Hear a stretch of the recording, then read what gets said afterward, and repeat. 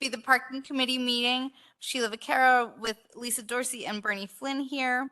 I'm going to call the meeting to order and ask for comments or suggestions or petitions by residents.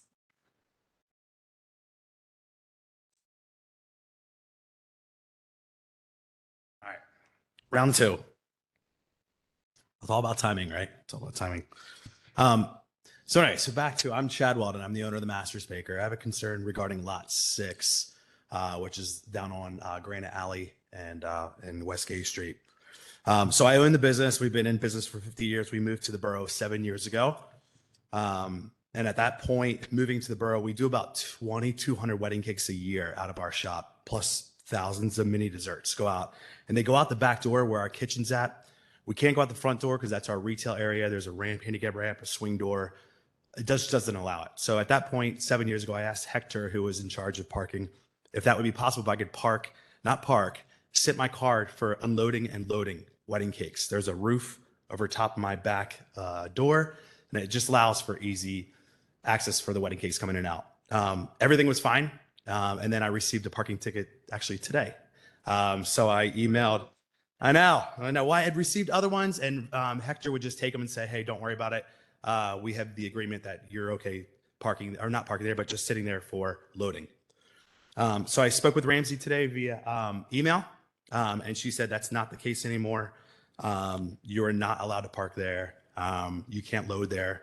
And so I just wanted to bring that up to see if that's a possibility that I could load in, load out, and go about my business.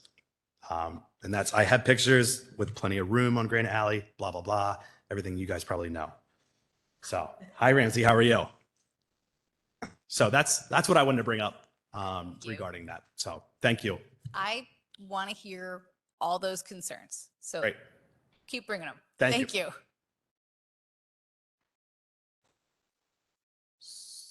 So, sorry.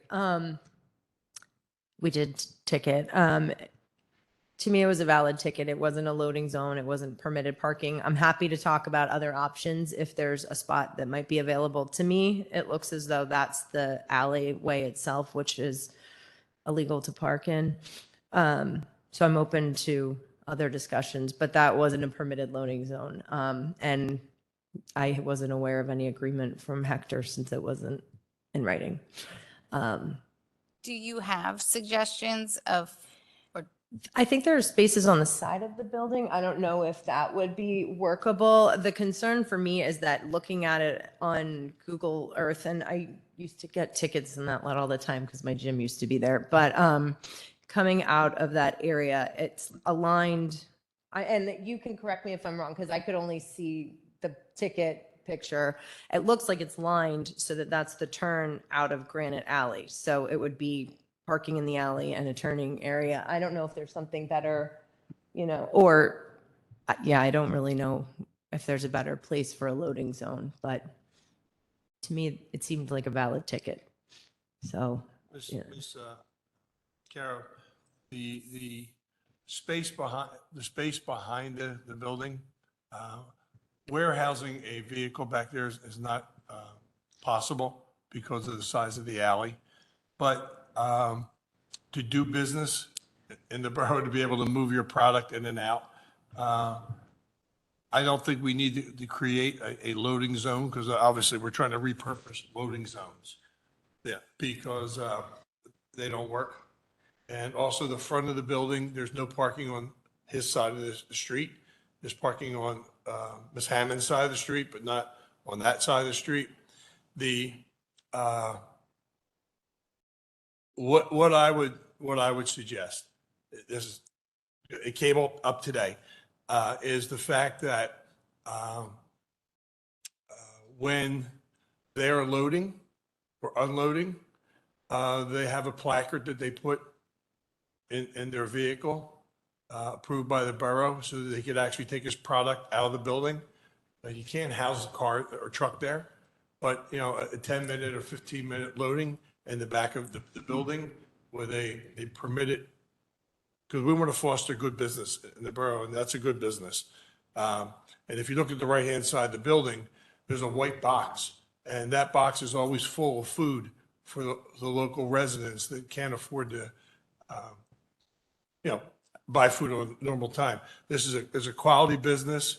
You can see it's empty now because people had a rough time over Christmas, but that's always replenished by people and neighbors. But start designating loading zones in the 6th lot, we're going to have a problem because the beer garden's there as well and everything else. But I think the loading placard may work, so they can There's actually- safety concerns? Not if you're loading your vehicle, the alley's small enough or quiet enough. The alley is quiet enough that during the loading, unloading of the product, it's going to take 10, 15 minutes, to do it. And no one flies down that alley. So Ramsey. it's right in the same alley as Artillery Brewery and the other ones. So it's a pretty quiet alley, but I think we need to foster something to help them out. 'Cause you can't, as he mentioned. I want to figure something out. Yeah, This is not Yeah. something I want to blow off, No. but I want to do it in a So- safe way and in a way that we can apply to other businesses, whether we like them or not. Maybe Ramsey could get the police to look into it. I'm happy to do that. And again, my whole point of this was not to be, I love a cake more than anyone. It's pretty much my favorite food. My goal is to have something documented with council's blessing. That's all. I don't want any handshaky deals. So. I want this recorded. I want it in writing. I want it to continue no matter who's on council or in parking. Like, this should be a solution, and a solution that can be applied to other businesses when appropriate. This is what I want for all loading zones throughout the borough. So, this is work. Thank you so much for bringing it up. There are a couple businesses in that alley, Artillery being one of them, and there's another one that I can't think of right now. But yeah, I would just imagine that, they have some loading issues too, and I wonder how they're solving them, right? Whether it's 10 or 15 minutes or, blocking the alley. But it'd be I'm worth a happy to review. meet with Chad one-on-one and to actually go look at the physical space and present some ideas to the police department. And then, comprehensively, I'd like to talk again about loading zones after Forrest gives his report. But I think it's important that we listen to the views of all of the local businesses, how they're utilizing it, how they see it, and then we discuss a plan that's more holistic, that's multi-purpose for them. Perfect. If you go by there and the parking officer puts their hand on the hood of the car and it's ice cold, that means it's been sitting there for, not loading. Normally, when you're loading, something's idling or it should be warm because you just pulled up. So it's a drudge barometer. So. Are we comfortable with me waiving his ticket? Yeah. Oh, Oh. okay.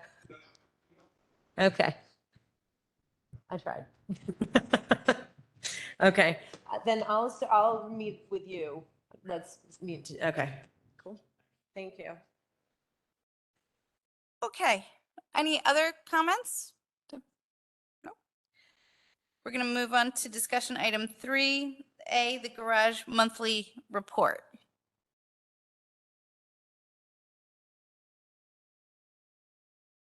Good evening, Forrest Friedman, Brief In Park. Happy New Year. December was good. We were continuing on that upward trend. We finished off 2023 doing very well. A lot of that has to do with just everybody's coming back for 2022. Got ahead of myself there. 2023 is going to be an interesting year, not so much January and February, but as we got into March of 2022, things really picked up. So it'll be trying to one up ourselves and making sure that our numbers and everything continues on as it was. We lost a few monthly parkers at Chestnut Street. Bicentennial was even. We still have a waiting list at Bicentennial, which is typical just from the space of the garage.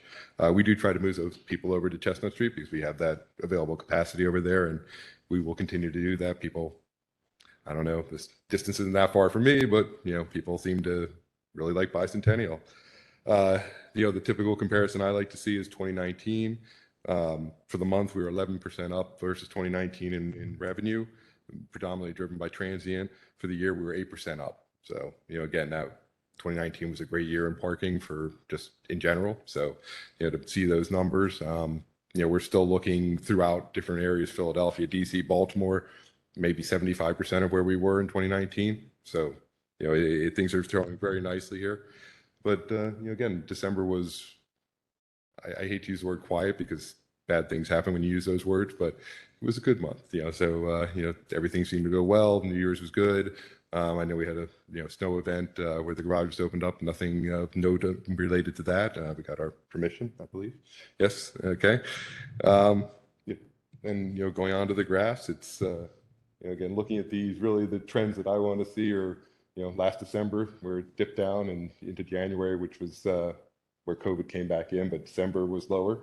If we look at the ticket number, same trend. So our, we're still, pushing up at both facilities. And then if we go to, revenue as a whole, we were up so dramatically over November. A lot of that had to do with the holiday, a little bit shorter month without, some of the shopping, et cetera. But things ended up well. And everything came in on an uptick, and we anticipate that continuing into 2023. Good. Any questions? Forrest, do you have I hate to put you on the spot, but do you have the net revenue number for December for the garages? The net revenue, Yeah, I didn't have As that in number when I was. bottom under, or The check to the borough. I can get you that number. I do not have, but I can get you the number. Yeah, I'll shoot it to you afterwards. I have it somewhere. But all right. Thank you. Yeah, thank you. And now the director's report. I don't have anything written yet. I promise I'm going to get there. We've really been focusing on internal controls. We've been meeting monthly with the staff, or I'm sorry, weekly. We meet with the staff. I've modified the enforcement routes and come up with a clearer schedule. So we're kind of getting into a more, I don't want to say militaristic, but a more routine approach to enforcement. I think that might help some of the future discussions that we're having. So we're now on a 4-quadrant enforcement route map. They'll rotate clockwise monthly. So enforcement officers will be moving throughout the borough. So to try and shake things up a little bit. We came up with a clear collections policy that HR and the manager have signed off on, and I worked with Barb on that. So we have a clear collections procedure, and I'm creating an SOP manual for all of the officers and clerks. I also have been I'm trying to meet with local groups. Like I met with Westchester University this week to talk about, they've had some events that have had parking needs that probably didn't go as well as they should have. So we're working on a better communication with Westchester University.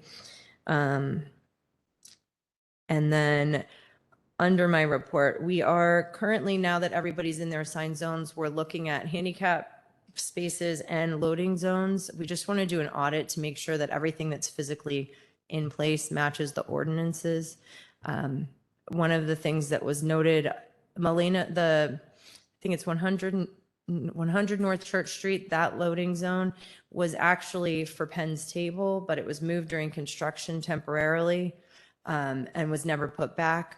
So I know Melina wants to come to the February meeting to petition for a loading zone. And I know that there's concerns about enforcement and loading zones in general. I think I met with John O'Brien from BID today, and I think that one of the things that we should do, which I mentioned, is possibly a survey on businesses to see if we keep doing it piecemeal per business.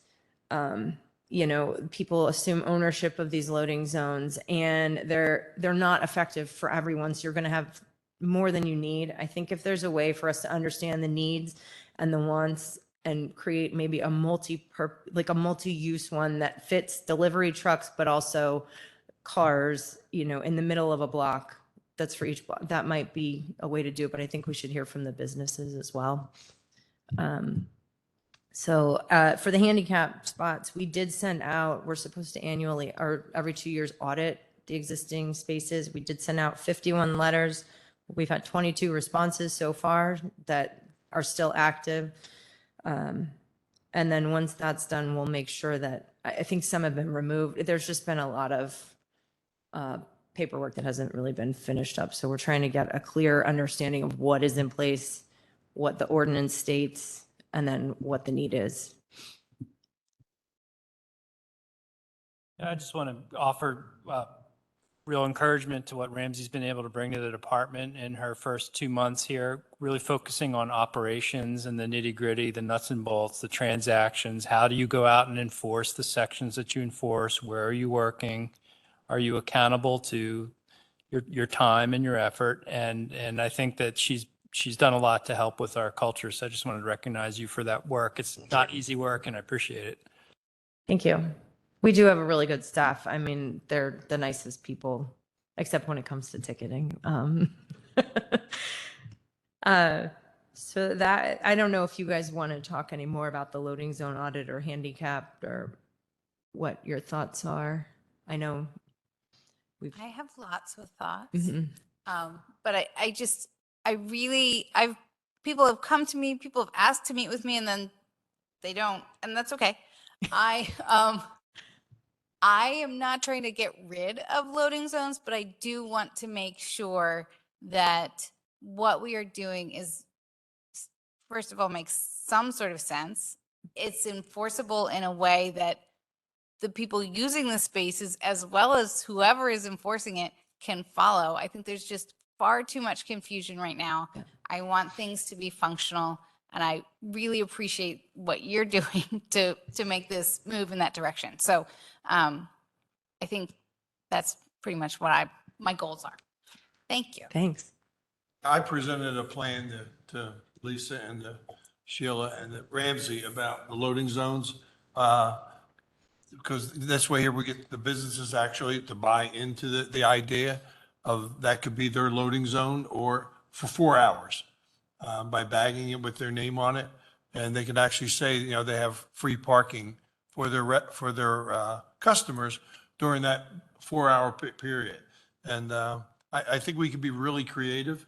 It's not like making a lot of money on it, but it's making it more personal for the individual businesses, you know, that they could actually use the corner loading zones, you know, or wherever they're going to be. I think right now, it's almost like FanDuel betting. You win parking. And that commercial is one of the greatest commercials I've ever seen. But I think it's something we could do uniquely that no one else is doing.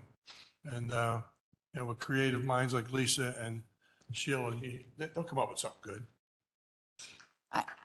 I'm sending out requests in the middle of the night to Ramsey about, can she just look into that or look into that?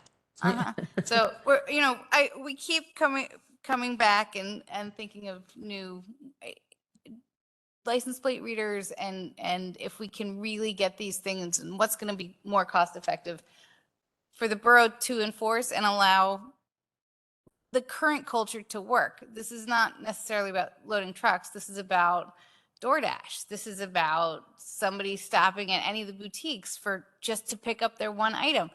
That's what these loading zones are. Carlino's, like these businesses and the Master Baker, they need loading zones for various reasons, but they are not truck loading zones. We have to keep evolving with the culture. So we're going to keep working on it. And thank you for your help. Would you be good with me working with John on getting a survey out to businesses to understand the culture? Yes, Okay. please go out to the businesses. Please request who needs what, when, Okay. and for how long. All right. Thank you. Thank you. The next item is the fee schedule note. Oh, sorry. That's your job. The next item is the fee schedule modifications.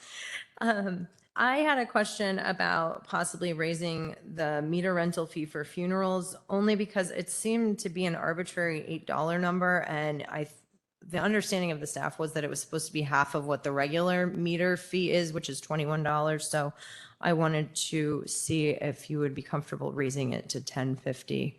I think that's what everybody understood it to be. Okay. Right. which brings me to the second question, posting fees. Postings right now are free, for, if you're, and I lived in the borough, if you need spots because you're moving out, but that's not an everyday occurrence. And I wanted to know how the parking committee felt about considering some sort of fee. Those placards cost money and we use them often, mostly for funerals. There's some businesses that utilize them often, but it does end up costing a good amount of money. And I wanted to know if we could look into just a small residual fee to recoup some of the printing expenses that since I've been here, I think they've had to pick them up 3 times from Market Street Print. They print them there and we pick them up, but that's a lot. I've only been here like 2.5 months. I thought, I always want to increase fees, but the fact is because that's how we live. We balance the budget on parking. Yeah. But the fact of the matter is the labor to put them on is more expensive than probably the printing fee.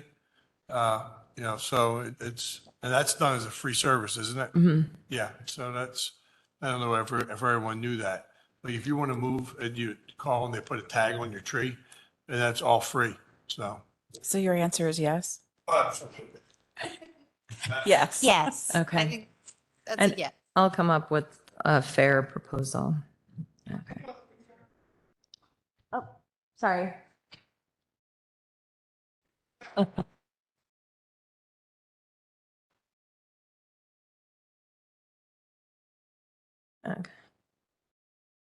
Trying to take notes for my minutes. Okay, Are we good? thank you. I'm going to move on to number 4, action items. Approve the December 2022 Parking Committee meeting minutes. Approved. And then the handicap parking addition request. Can we go back to this? These, I think that I have answers for everyone, and I apologize for the confusion because at the last meeting, I accidentally had you vote to remove one that was actually an addition. So I've created a spreadsheet. We are organized. I apologize. I sounded like an idiot after that, but we did surveys on all, 7 of the requests. And I know the first one was the biggest one that we discussed, which was East Minor Street. So we surveyed both parking. There are 2 handicap spots on the 500 block. There are 20 total parking spaces, including those 2. So the average available spots, and they did between 3 and 5 surveys a day. So the average available spot at any time on that street is 12. So there's 12 open spaces average.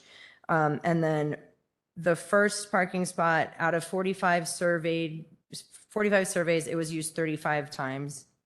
And the second one was 30 out of 45. So I did poll the parking officers since they know the lay of the land. And we thought it would be a fair, why can't I think of the word? Accommodation to maybe offer one more parking spot, but on the other side of the street. There's still 12, typically around 12 available at any time. And the concern with handicap is that you're taking away a spot that maybe a single mom with a bunch of babies also needs. So you'd give them one on the other side, and that would be my recommendation. I took a long walk up there. Mhm. The 2 handicap spots that are at 508 up that way. Mhm. Does that also include the one in front of the Highway Ministries? No, they're in front of 2 homes on the 500 block. So one was 508 and the other was in front of 522. I think it's a house. I think it's Okay, I did residential. see both of them. And so there's actually a third one then on that side because it's in front of Highway Ministry. Okay. And the church, I looked at their schedule and it's the time frames are basically on the weekends. Mhm. They may have Bible studies and stuff at nighttime, Okay. but I think there's 3 in a row right there. Okay. And I know when you put one in front of a church, the church just assumes it belongs to them. On Sundays it should, or whenever they have services, it should. Mhm. But I think there's 3 of them right there. Okay. Right in front of Highway Ministry, I think it's called. Okay. I know there's about 7 in that area. Yeah. So, It's in that one block. Mhm. It's right there. yeah. But I met with the ladies at Spruce Street Apartments. Okay. Very nice people. They wanted to know what I was doing over there. Like, I was out of my neighborhood, but obviously I was counting parking spots and stuff like that, and they appreciated it. They wouldn't ask for it if they didn't need it, you know, so, it's somebody's mom most of the time. Yeah. So I'm in favor of, doing that stuff, but there's actually a 3rd one in that block Okay. in front of we have to look at the Highway Ministry, Okay. all right?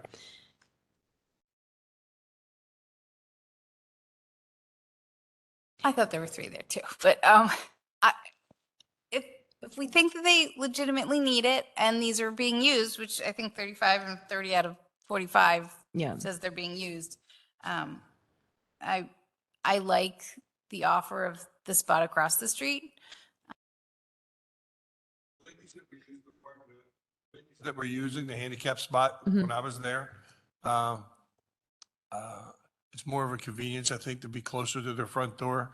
They were walking pretty well, but they could walk across the street as just as easy. They could walk down the block, but Yeah. I mean, this is just such a fragile conversation to have, because I don't know. I don't know what people's capabilities are, and I don't want to assume anything. So I'm trying to look at it from a usage standpoint, which to me, it would be fair to start with one. I mean, there, like I said, there were 20 available or 12 available spots. So there was still parking on that block. But I want to be mindful of the people that can't use the handicap spot. I had 2 little kids and had street parking, and that was awful with groceries. So, well, the other way to look at it, right, Miss Dorsey? If the people that want the people that want parking spots, let them come and complain they ain't got no place to park, and then we'll know. You know what I'm saying? yeah. So I would accommodate the people that actually need it, so. I would be aligned with the space across the street, the Okay. recommendation of space across the street. Good. Okay. And then for 120 West Minor, we did survey there again, and it looked as though, so the average number of available spots was 3 on that block out of 28. And it was used, the one that there's a church. So there's 2 handicap spots on that block. One is for the church and it's Sunday only. And there's another right there. So we didn't survey the Sunday only. The one that's there was used 18 out of 39 times. The recommendation from parking would be that you consider making the Sunday only parking a full-time parking spot. I think the understanding also is that, from what I gathered from my crew, is that the person parking in the handicap spot actually works at the church, and they have parking in the back that would be accessible for them. So you wouldn't have to install anything. You would just change the ticketing for the existing. I like that. Good. Okay. Told you I would have answers today. 712 South Penn. This is the one that I accidentally asked to remove. On a street of 22 parking spaces, there's an average of 9 available. This is one of those areas where there's very tight parking, and the existing spot was occupied 36 out of 40 times. So we would recommend giving that spot. Yes. Okay. Okay, to the removals. And these typically came from the original, I know this came from the original requester, that's 428 West Chestnut. There's an average of 13 available spaces. This was occupied 10 out of 35 times. But we did recommend that it be removed because of the availability. And yeah, 10 out of 35. The original requester passed away. Passed away. Yeah. Okay. Yes, let's remove that. Okay. Okay, 703 South Adams Street. There's 24 current parking spaces. This was occupied 16 out of 34 surveys with an average of 5 spaces, but I'll say that this is only occupied on days where there's street sweeping. So somebody's moving a car from somewhere else to park here during the street sweeping days. I don't think it's someone on this block. So we would recommend removal of it since there's still parking. Yes, please. Okay. And Yes, last but not least, 349 East Biddle. There were currently 20 parking spots. There's an average of 17 available at most times, and it was only occupied 3 out of 21 surveys. Okay. Yes. Cool. That's it for handicap parking. Other business, I just wanted to mention, Melina wanted to come to talk about the loading zone next month.